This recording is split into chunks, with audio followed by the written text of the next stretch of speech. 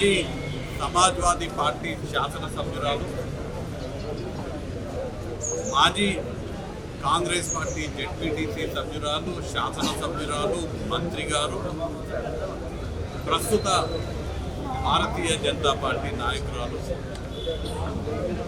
DK అరుణ గారు 2019 లోక్సభ ఎన్నికల్లో మహబూబ్ నగర్ నియోజకవర్గం నుంచి పోటీ చేయడానికి 15 కోట్ల రూపాయలు కాంగ్రెస్ పార్టీ ఇవ్వడం జరిగింది. దానిపైన స్పందిస్తూ అరుణమ్మ గారు రామాలయమైన మీరు సమయము, తేదీ, స్థలము మీరు నిర్ణయించండి, లేకపోతే నేనైనా నిర్ణయిస్తాను, రాముని వారి సాక్షిగా ప్రమాణం చేద్దామని అరుణమ్మ గారు స్పందిస్తే నేను చాలా స్పష్టంగా వారితో డేట్, అనుకూలమైనటువంటి స్థలం, అనుకూలమైనటువంటి సమయం ప్రకారం నేను వద్దామని ఆశించాను. కానీ వారితో మాట్లాడే అవకాశం కలగలేదు. 28వ తారీఖు నాడంటే ఇవాళ ఆదివారం 11 గంటలకు మహబూబ్ నగర్ జిల్లా కేంద్రంలో ఉన్నటువంటి శ్రీ సీతారామచంద్ర స్వామి దేవాలయానికి నేను వస్తాను, మీరు కూడా రండి అని పాత్రికేయుల శ్రీనివాస్ రెడ్డి గారు, నారాయణపేట జిల్లా కాంగ్రెస్ కమిటీ అధ్యక్షులు, గౌరవ శాసనసభ్యులు వాకేటి శ్రీహరి ముదిరాజ్ గారు ఇతర జరిగింది. అరుణమ్మ గారి కోసం వెయిట్ చేయడం జరిగింది. పాత్రికేయ మిత్రుల ద్వారా వారు రావట్లేదనే విషయం తెలిసి ఇక్కడ రాముల వారికి పూజలు చేసి ఇక్కడ మీ అందరి సమక్షంలో మాట్లాడడం జరిగింది. చెప్పినట్టు విషయం మళ్ళీ కూడా చెప్తున్నాను, ఎన్నిసార్లు అయినా చెప్తాను. ఎందుకంటే నిజం నిజమే, నిజం ఎప్పటికీ కూడా నిజమే ఉంటుంది. నిజానికి ధర్మానికి నిదర్శనం రాముల వారి సమక్షంలో ఇక్కడ జరిగినటువంటి ప్రదేశ్ ఎలక్షన్ కమిటీ సమావేశంలో డీకే అరుణ గారు 15 కోట్ల రూపాయలు ఇస్తే కాంగ్రెస్ పార్టీ తరఫున పోటీ చేస్తానని ఆనాడు సమావేశంలో చెప్పడం జరిగింది. ఇవాళ పాలమూరు ప్రజలకు రావడం జరిగింది.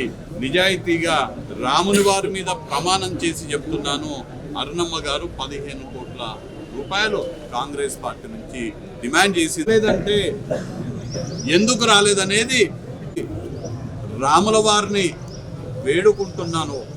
మాకందరికీ రాజకీయాల్లో ఉన్న వాళ్ళందరికీ మమ్మల్ని అందరినీ రాముల వారు దీవించాలని అన్ని రాజకీయ పార్టీలకు సంబంధించి వేడుకుంటున్నాను. మాట్లాడుతూ నా ఎదుగుదల ఓరలేకనే వంశీచంద్రారెడ్డి మొత్తం కూడా చెప్పి డీకే అరుణ గారు వారి ఎదుగుదలని చూసి నేను ఓర్వలేక అనే మాట చెప్పడం జరిగింది. డీకే అరుణ గారి కన్నా ముందు నేను ఏఐసిసి సభ్యుడిని. నేను 2006 సంవత్సరం నుంచి కాంగ్రెస్ పార్టీలో అఖిల భారత కాంగ్రెస్ కమిటీ సభ్యునిగా నేనున్నాను. డీకే అరుణ గారు అఖిల భారత కాంగ్రెస్ కమిటీ సభ్యురాలుగా 2014 తర్వాత, నా తర్వాత దాదాపు ఎన్ని సంవత్సరాలు అన్నట్టు 8 సంవత్సరాల తర్వాత నేను అఖిల భారత కాంగ్రెస్ కమిటీ కార్యదర్శిగా ఉన్నాను.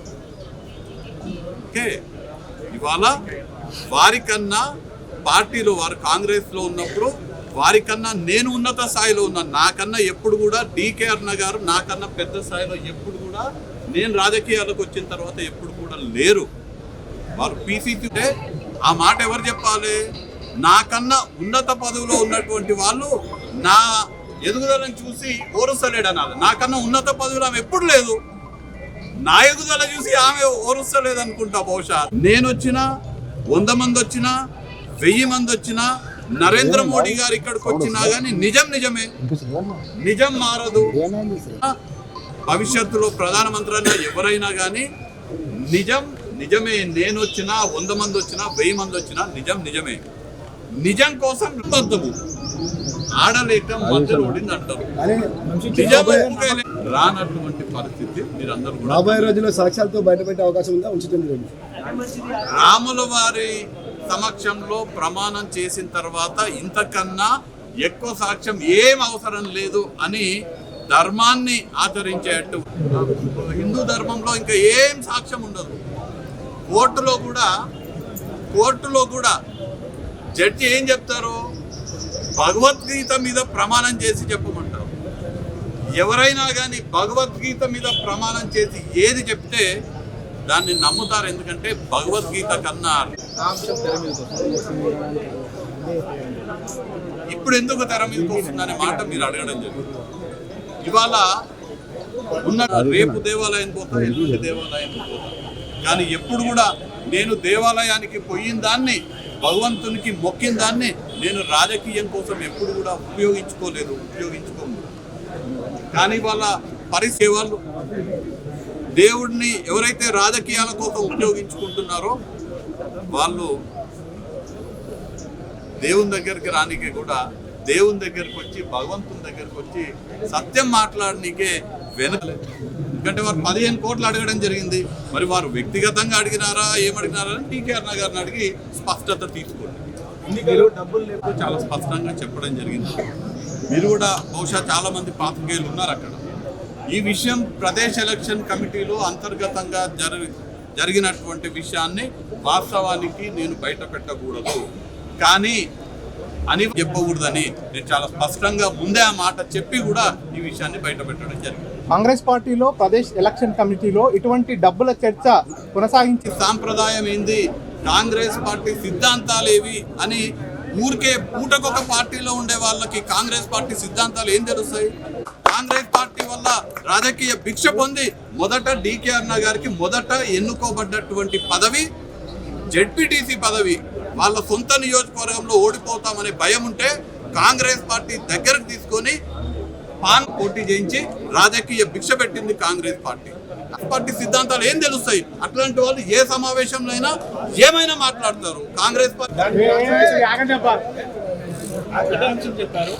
మిగిలినటువంటి ప్రదేశ్ ఎలక్షన్ కమిటీలో ఆనాడు నేతలంతా కూడా మీలాగే శాశ్వతంగా రాజకీయాలంటే నేను ఏ గుడికైనా నుంచి పాలమూరు జిల్లా ప్రజలని కోరడం జరుగుతుంది. ఎవరు రాజకీయాల నుంచి మీరన్నీ కూడా క్షుణ్ణంగా నిజం కోసం నిజమేందో రాముల వారి సమక్షంలో ప్రమాణం కన్నా నిజానికి అంతకన్నా ఏం కావాలి?